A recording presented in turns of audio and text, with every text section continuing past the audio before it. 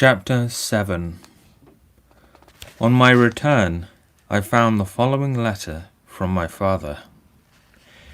My dear Victor, you have probably waited impatiently for a letter to fix the date of your return to us, and I was at first tempted to write only a few lines, merely mentioning the day on which I should expect you. But that would be a cruel kindness, and I dare not do it. What would be your surprise, my son, when you expect a happy and glad welcome to behold, on the contrary, tears and wretchedness? And how, Victor, can I relate our misfortune? Absence cannot have rendered you callous to our joys and griefs, and how shall I inflict pain on my long-absent son?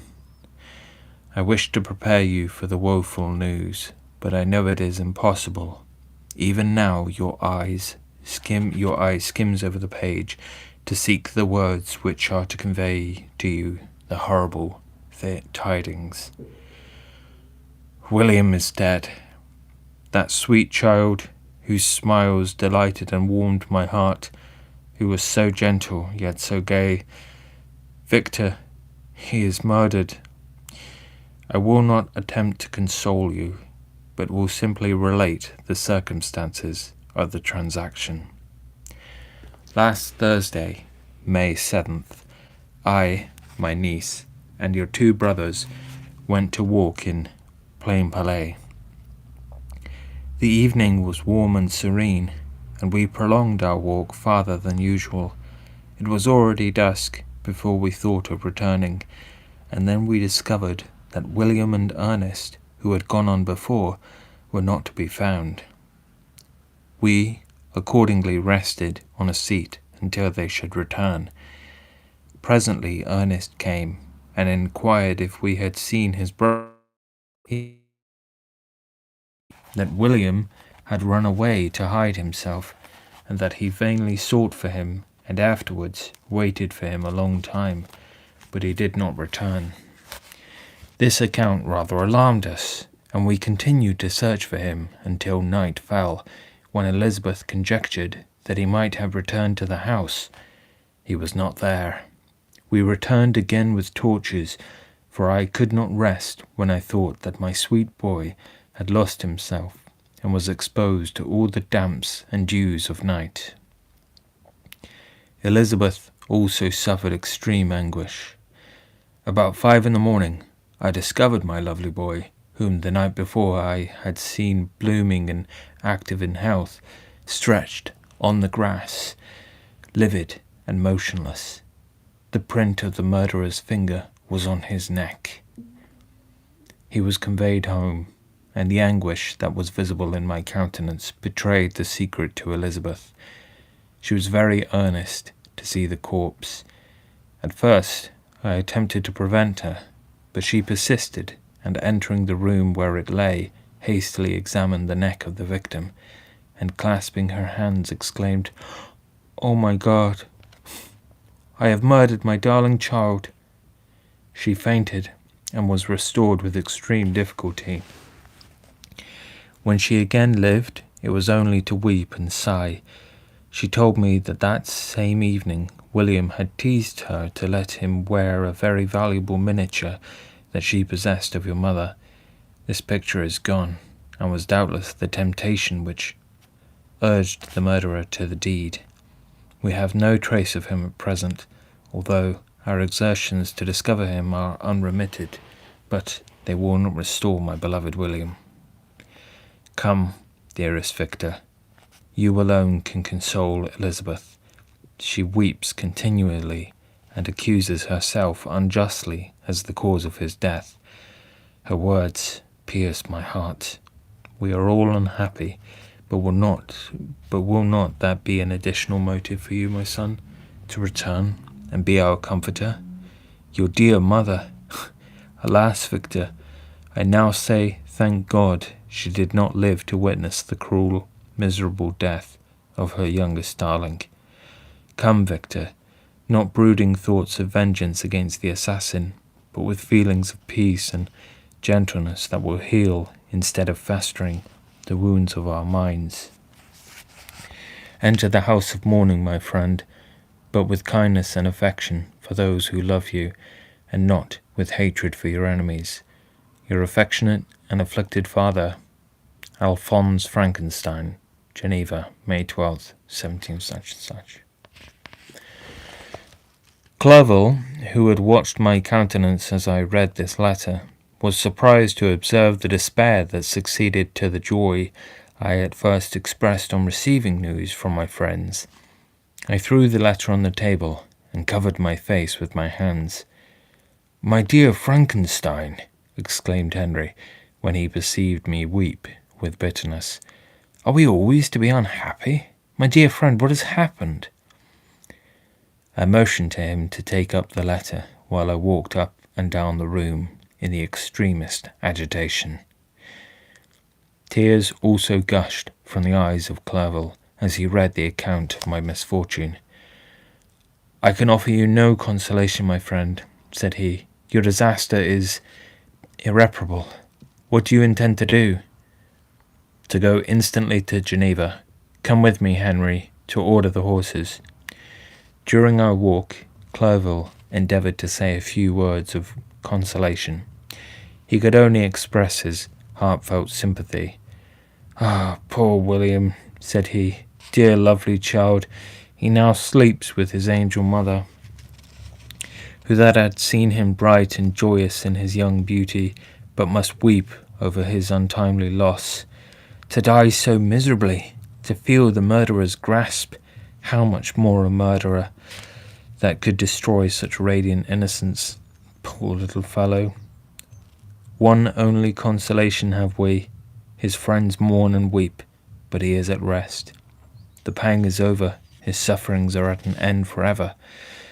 A sod covers his gentle form, and he knows no pain. He can no longer be a subject for pity. We must reserve that for his miserable survivors." Clerval spoke thus, and we hurried through the streets. The words impressed themselves on my mind, and I remembered them afterwards in solitude. But now, as soon as the horses arrived, I hurried into a cabriolet and bade farewell to my friend. My journey was very melancholy. At first, I wished to hurry on, for I longed to console and sympathize with my loved and sorrowing friends, but when I drew near my native town, I slackened my progress. I could hardly sustain the multitude of feelings that crowded into my mind. I passed through scenes familiar to my youth, but which I had not seen for nearly 6 years. How altered everything might be during that time! One sudden and desolating change had taken place, but 1,000 little circumstances might have, by degrees, worked other alterations which, although they were done more tranquilly, might not be the less decisive. Fear overcame me. I dared not advance, dreading 1,000 nameless evils that made me tremble, although I was unable to define them. I remained 2 days at Lausanne in this painful state of mind. I contemplated the lake. The waters were placid, all around was calm, and the snowy mountains, the palaces of nature, were not changed. By degrees, the calm and heavenly scene restored me, and I continued my journey towards Geneva. The road ran by the side of the lake, which became narrower as I approached my native town. I discovered more distinctly the black sides of Jura and the bright summit of Mont Blanc. I wept like a child. Dear mountains, my own beautiful lake, how do you welcome your wanderer? Your summits are clear, the sky and lake are blue and placid. Is this to prognosticate peace, or to mock at my unhappiness? I fear, my friend, that I shall render myself tedious by dwelling on these preliminary circumstances, but they were days of comparative happiness, and I think of them with pleasure. My country, my beloved country, who but a native can tell the delight I took in again beholding thy streams, thy mountains, and, more than all, thy lovely lake? Yet, as I drew nearer home, grief and fear again overcame me. Night also closed around, and when I could hardly see the dark mountains, I felt still more gloomily. The picture appeared a vast and dim scene of evil, and I foresaw obscurely that I was destined to become the most wretched of human beings. Alas, I prophesied truly, and failed only in one single circumstance, that in all the misery I imagined and dreaded, I did not conceive the 100th part of the anguish I was destined to endure. It was completely dark when I arrived in the environs of Geneva. The gates of the town were already shut, and I was obliged to pass the night at Secheron, a village at the distance of half a league from the city. The sky was serene, and as I was unable to rest, I resolved to visit the spot where my poor William had been murdered. As I could not pass through the town, I was obliged to cross the lake in a boat to arrive at Plainpalais. During this short voyage, I saw the lightnings playing on the summit of Mont Blanc in the most beautiful figures. The storm appeared to approach rapidly, and on landing, I ascended a low hill that I might observe its progress.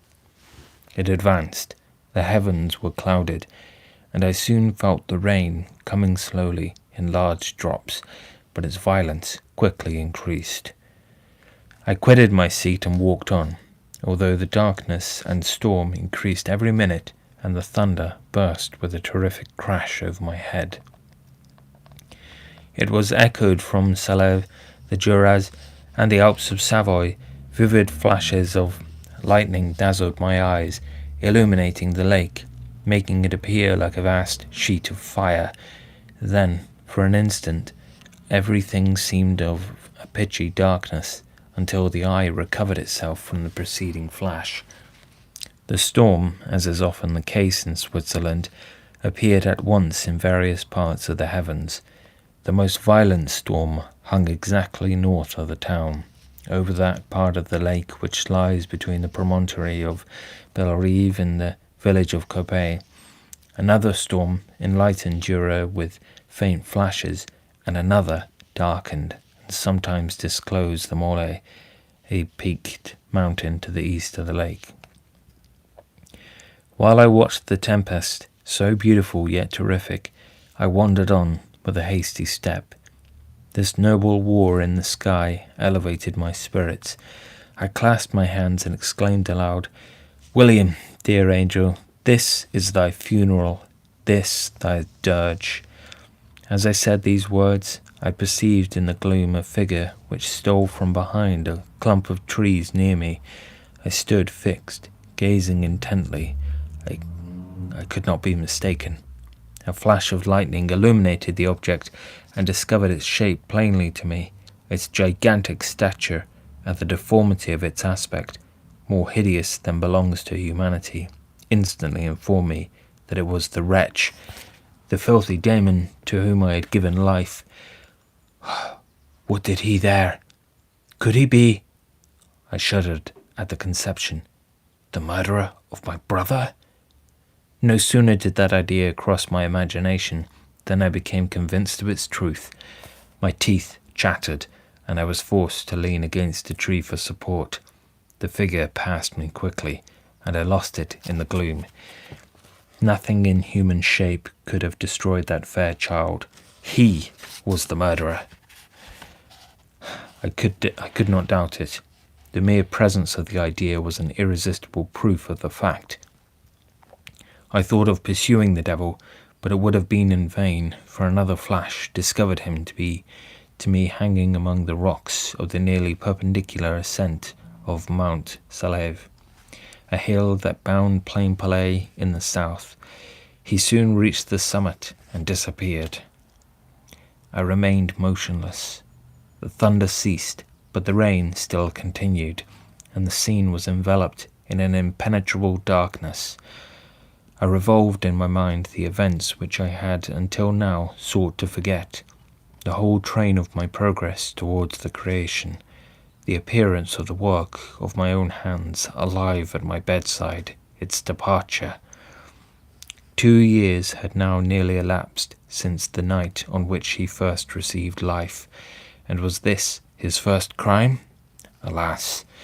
I had turned loose into the world a depraved wretch whose delight was in carnage and misery. Had he not murdered my brother? No one can conceive the anguish I suffered during the remainder of the night, which I spent, cold and wet, in the open air. But I did not feel the inconvenience of the weather.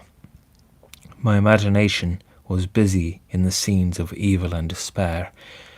I considered the being whom I had cast among mankind, and endowed with the will and power to effect purposes of horror, such as the deed which he had now done. Nearly in the light of my own vampire, my own spirit let loose from the grave, and forced to destroy all that was dear to me. Day dawned, and I directed my steps towards the town. The gates were open, and I hastened to my father's house. My first thought was to discover what I knew of the murderer, and cause instant pursuit to be made. But I paused when I reflected on the story that I had to tell. A being whom I myself had formed and endued with life had met me at midnight among the precipices of an inaccessible mountain. I remembered also the nervous fever with which I had been seized just at the time that I dated my creation, and which would give an air of delirium to a tale otherwise so utterly improbable. I well knew that if any other had communicated such a relation to me, I should have looked upon it as the ravings of insanity. Besides, the strange nature of the animal would elude all pursuit, even if I were so far credited as to persuade my relatives to commence it. And then, of what use would be pursuit? Who could arrest a creature capable of scaling the overhanging sides of Mont Salève? These reflections determined me, and I resolved to remain silent. It was about 5 in the morning when I entered my father's house. I told the servants not to disturb the family, and went into the library to attend their usual hour of rising. 6 years had elapsed, passed as a dream but for one indelible trace, and I stood in the same place where I had last embraced my father before my departure for Ingolstadt. Beloved and venerable parent, he still remained to me. I gazed on the picture of my mother which stood over the mantelpiece. It was an historical subject, painted at my father's desire, and represented Caroline Beaufort in an agony of despair, kneeling by the coffin of her dead father. Her garb was rustic, and her cheek pale, but there was an air of dignity and beauty that hardly permitted the sentiment of pity. Below this picture was a miniature of William, and my tears flowed when I looked upon it. While I was thus engaged, Ernest entered. He had heard me arrive, and hastened to welcome me. He expressed a sorrowful delight to see me. "Welcome, my dearest Victor," said he. "Ah, I wish you had come 3 months ago, and then you would have found us all joyous and delighted.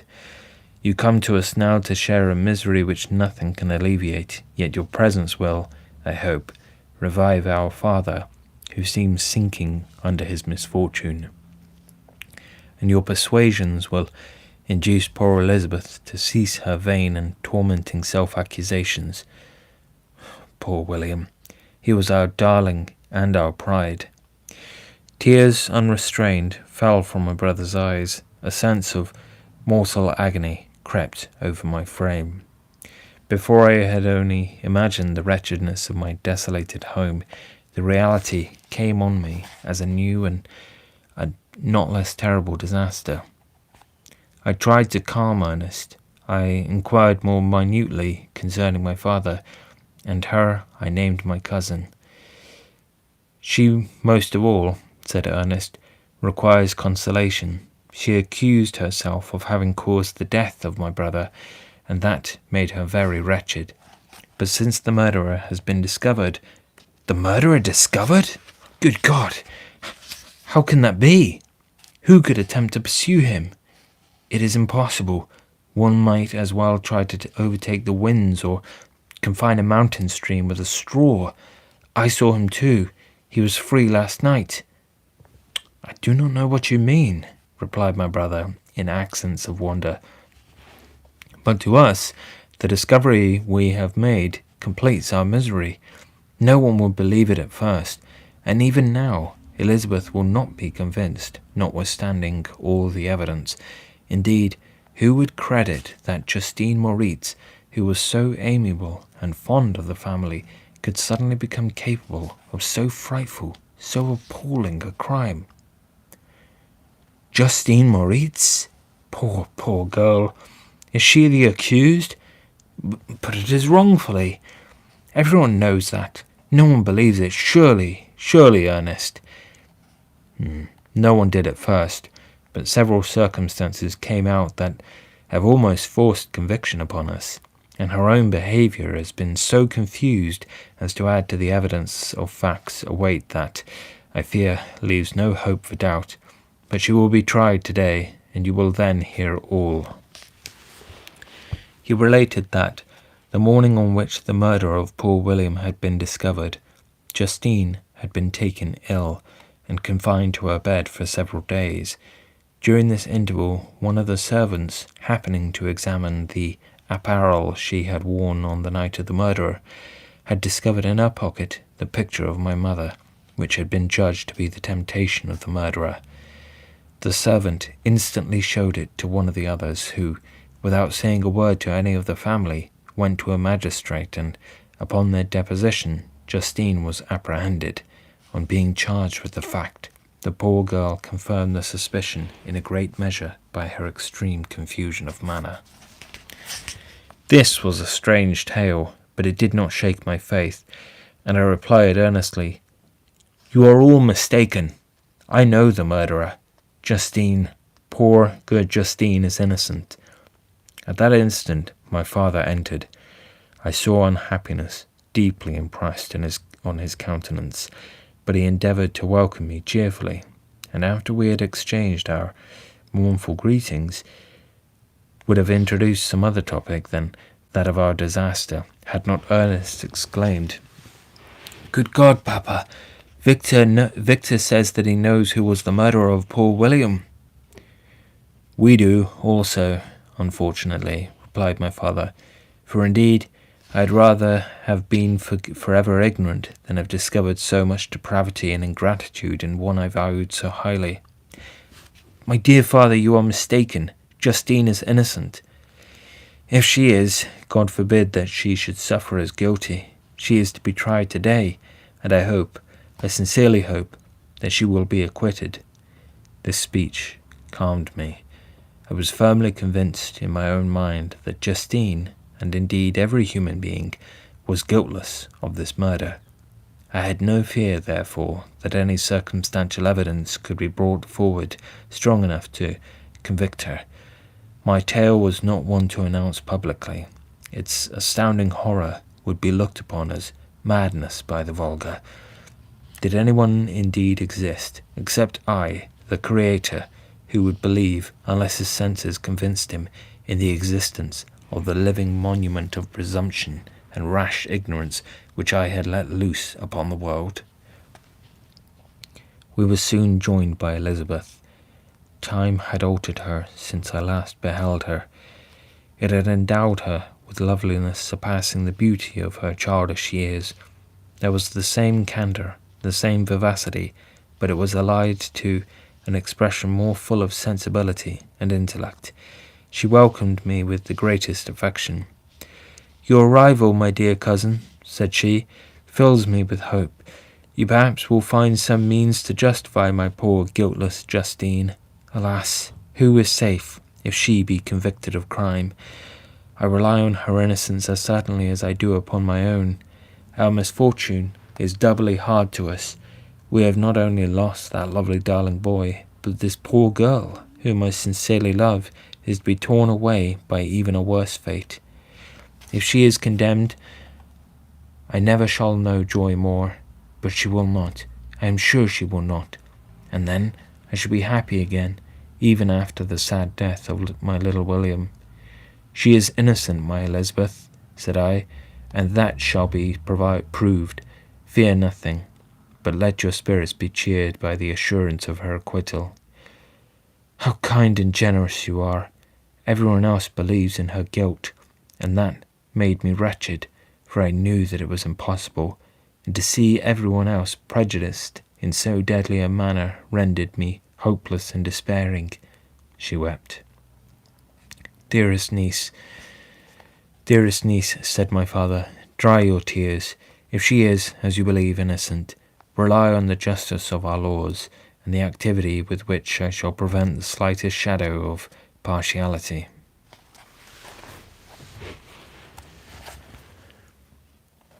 Chapter 8. We passed a few sad hours until 11 o'clock, when the trial was to commence. My father and the rest of the family being obliged to attend as witnesses, I accompanied them to the court. During the whole of this wretched mockery of justice, I suffered living torture. It was to be decided whether the result of my curiosity and lawless devices would cause the death of my fellow beings, one a smiling babe full of innocence and joy, the other far more dreadfully murdered, with every aggravation of infamy that could make the murder memorable in horror. Justine also was a girl of merit, and possessed qualities which promised to render her life happy. Now all was to be obliterated in an ignominious grave, and I the cause. 1,000 times rather would I have confessed myself guilty of the crime ascribed to Justine, but I was absent when it was committed, and such a declaration would have been considered as the ravings of a madman, and would not have exculpated her who suffered through me. The appearance of Justine was calm. She was dressed in mourning, and her countenance, always engaging, was rendered by the solemnity of her feelings exquisitely beautiful. Yet she appeared confident in innocence and did not tremble, although gazed on and execrated by thousands, for all the kindness which her beauty might otherwise have excited was obliterated in the minds of the spectators by the imagination of the enormity she was supposed to have committed. She was tranquil, yet her tranquillity was evidently constrained, and as her confusion had before been adduced as a proof of her guilt, she worked up her mind to an appearance of courage. When she entered the court, she threw her eyes round it, and quickly discovered where we were seated. A tear seemed to dim her eye when she saw us, but she quickly recovered herself, and a look of sorrowful affection seemed to attest her utter guiltlessness. The trial began, and after the advocate against her had stated the charge, several witnesses were called. Several strange facts combined against her, which might have staggered anyone who had not such proof of her innocence as I had. She had been out the whole of the night on which the murder had been committed, and towards morning had been perceived by a market woman not far from the spot where the body of the murdered child had been afterwards found. The woman asked her what she did there, but she looked very strangely, and only returned a confused and unintelligible answer. She returned to the house about 8 o'clock, and when one inquired where she had passed the night, she replied that she had been looking for the child and demanded earnestly if anything had been heard concerning him. When shown the body, she fell into violent hysterics and kept her bed for several days. The picture was then produced, which the servant had found in her pocket, and when Elizabeth, in a faltering voice, proved that it was the same which, an hour before the child had been missed, she had placed round his neck, a murmur of horror and indignation filled the court. Justine was called on for her defence. As the trial proceeded, her countenance had altered. Surprise, horror, and misery was strongly expressed. Sometimes she struggled with her tears, but when she was desired to plead, she collected her powers and spoke in an audible, although variable, voice. "God knows," she said, "how entirely I am innocent, but I do not pretend that my protestations should acquit me. I rest my innocence on a plain and simple explanation of the facts which have been adduced against me, and I hope the character I have always borne will incline my judges to a favourable interpretation, where any circumstance appears doubtful or suspicious." She then related that, by the permission of Elizabeth, she had passed the evening of the night on which the murder had been committed at the house of the aunt of Shane, a village situated at about a league from Geneva. On her return, at about 9 o'clock, she met a man who asked her if she had seen anything of the child who was lost. She was alarmed by this account, and passed several hours in looking for him, when the gates of Geneva were shut, and she was forced to remain several hours of the night in a barn belonging to a cottage, being unwilling to call up the inhabitants to whom she was well known. Most of the night she spent here watching. Towards morning she believed that she slept for a few minutes. Some steps disturbed her, and she awoke. It was dawn, and she quitted her asylum, that she might again endeavour to find my brother. If she had gone near the spot where his body lay, it was without her knowledge. That she had been bewildered when questioned by the market woman was not surprising, since she had passed a sleepless night, and the fate of poor William was yet uncertain. Concerning the picture, she could give no account. "I know," continued the unhappy victim, "how heavily and fatally this one circumstance weighs against me, but I have no power of explaining it, and when I have expressed my utter ignorance, I am only left to conjecture concerning the probabilities by which it might have been placed in my pocket. But here also I am checked.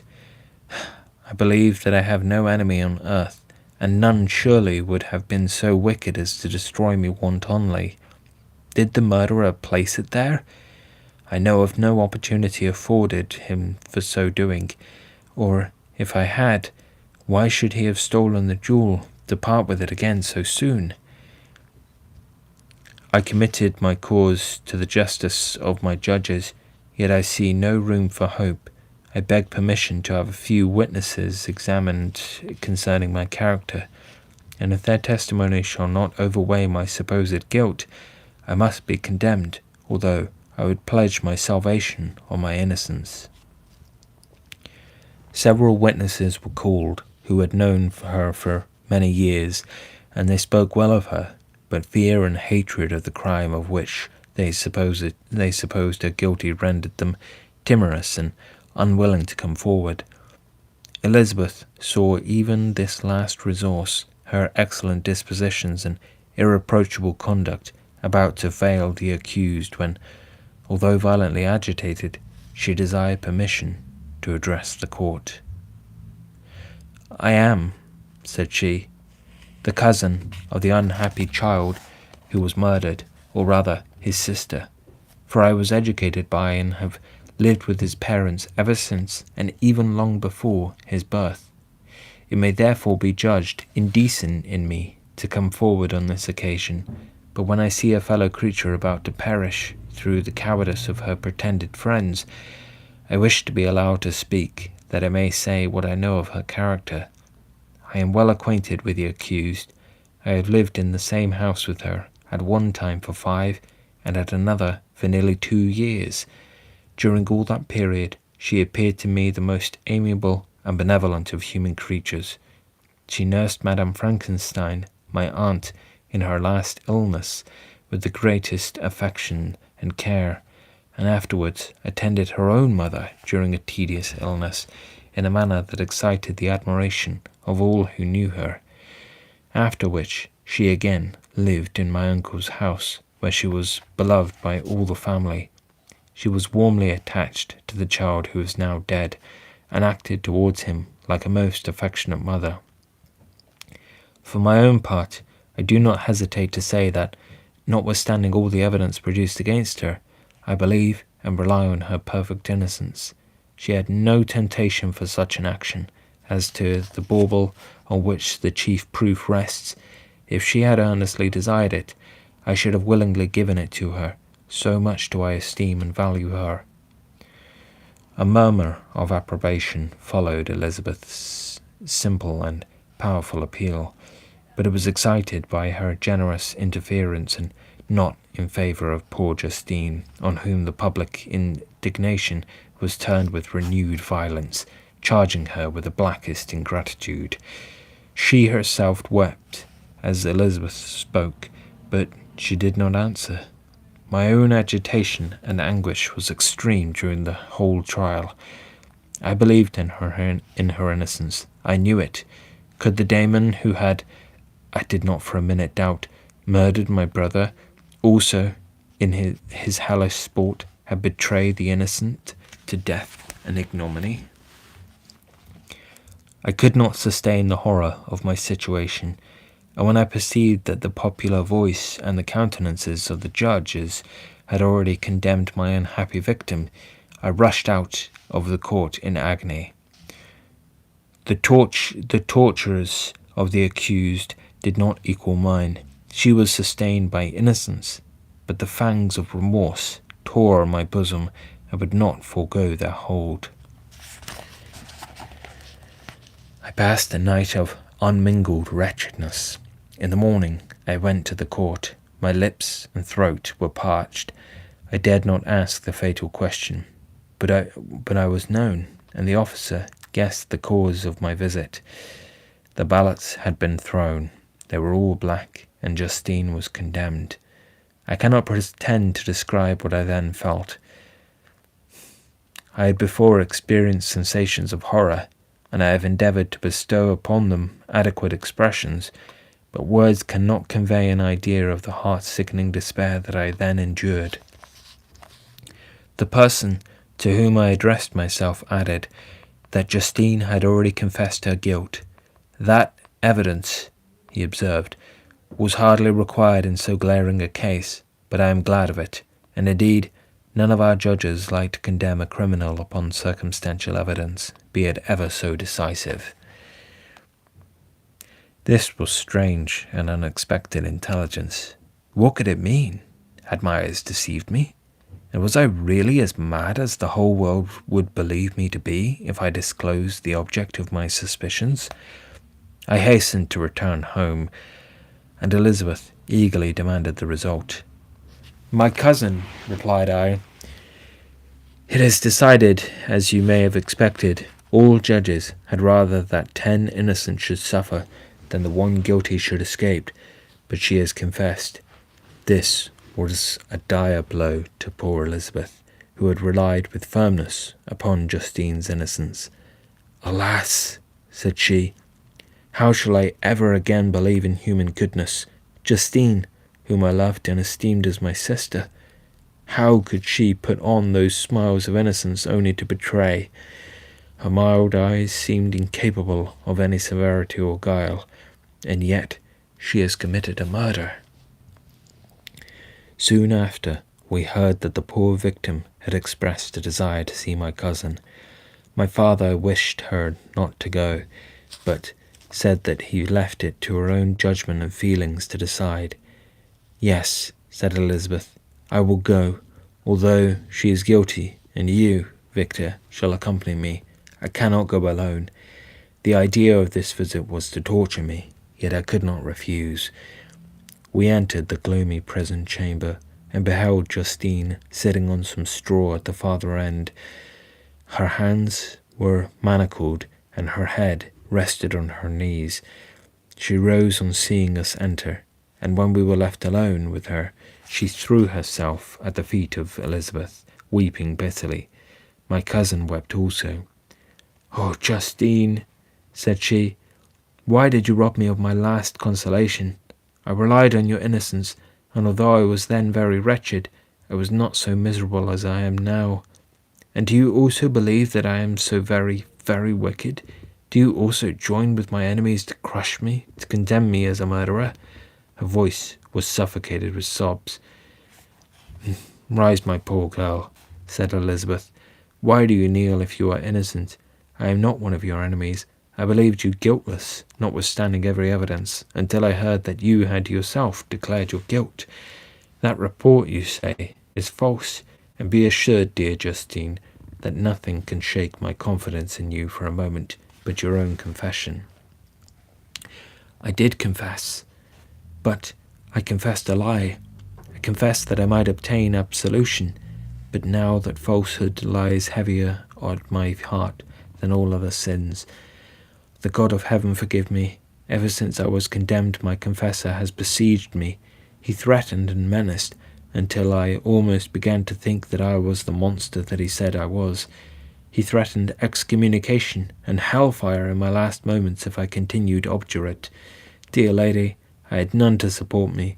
All looked on me as a wretch, doomed to ignominy and perdition. What could I do? In an evil hour I subscribed to a lie, and now only am I truly miserable." She paused, weeping, and then continued, "I thought with horror, my sweet lady, that you should believe your Justine, whom your blessed aunt had so highly honoured and whom you loved, was a creature capable of a crime which none but the devil himself could have perpetrated.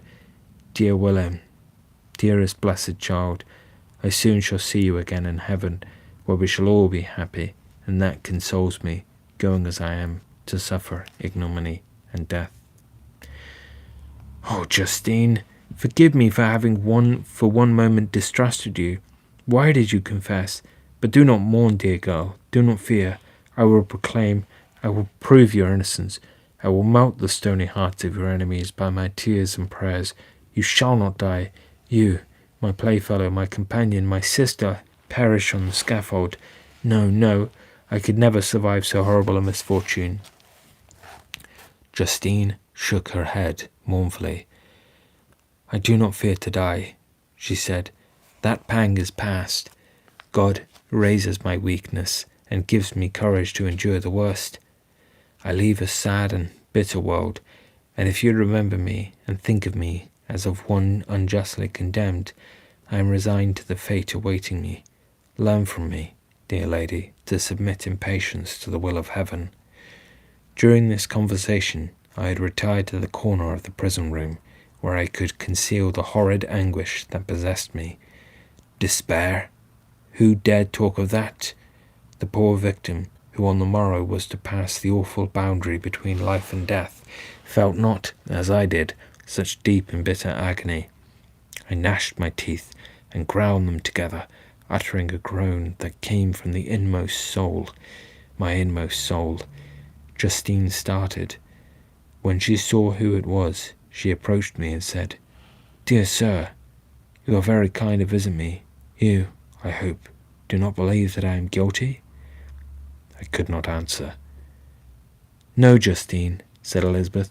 "He is more convinced of your innocence than I was, for even when he heard that you had confessed, he did not credit it." "I truly thank him. In these last moments, I feel the sincerest gratitude towards those who think of me with kindness. How sweet is the affection of others to such a wretch as I am! It removes more than half my misfortune, and I feel as if I could die in peace, now that my innocence is acknowledged by you, dear lady, and your cousin." Thus, the poor sufferer tried to comfort others and herself.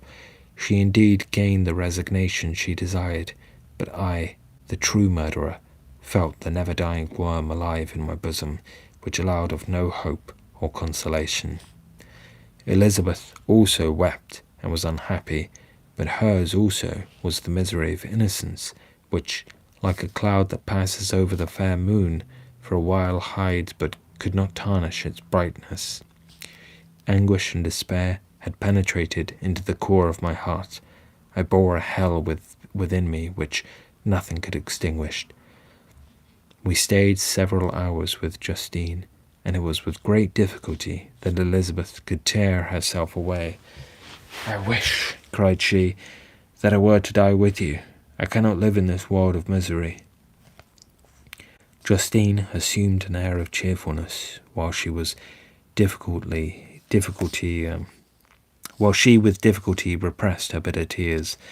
She embraced Elizabeth and said in a voice of half-suppressed emotion, Farewell, sweet lady, dearest Elizabeth, my beloved and only friend.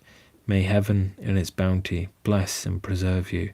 May this be the last misfortune that you will ever suffer. Live and be happy, and make others so. And on the morrow, Justine died. Elizabeth's heart-rending eloquence failed to move the judges from their settled conviction in the criminality of the saintly sufferer.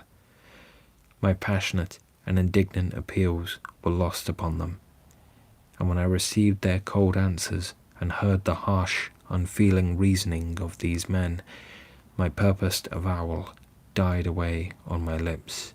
Thus I might proclaim myself a madman, but not revoke the sentence passed upon my wretched victim. She perished on the scaffold as a murderess. From the tortures of my own heart, I turned to contemplate the deep and voiceless grief of my Elizabeth. This also was my doing, and my father's woe, and the desolation of that late so smiling home, all was the work of my thrice accursed hands. Ye weep, unhappy ones, but these are not your last tears. Again shall you raise the funeral wail, and the sound of your lamentations shall again and again be heard. Frankenstein, your son, your kinsman, your early, much-loved friend, he who would spend each vital drop of blood for your sakes, who was no thought nor sense nor of joy, except as it mirrored also in your dear countenances, who would fill the air with blessings and spend his life in serving you, he bids you weep, to shed countless tears, happy beyond his hopes, if thus inexorable fate be satisfied, and if the destruction pours before the peace of the grave have succeeded to your sad torments. Thus spoke my prophetic soul, as, torn by remorse, horror, and despair, I beheld those I loved spend vain sorrow upon the graves of William and Justine, the first hapless victims to my unhallowed arts. That's the end of Volume 1.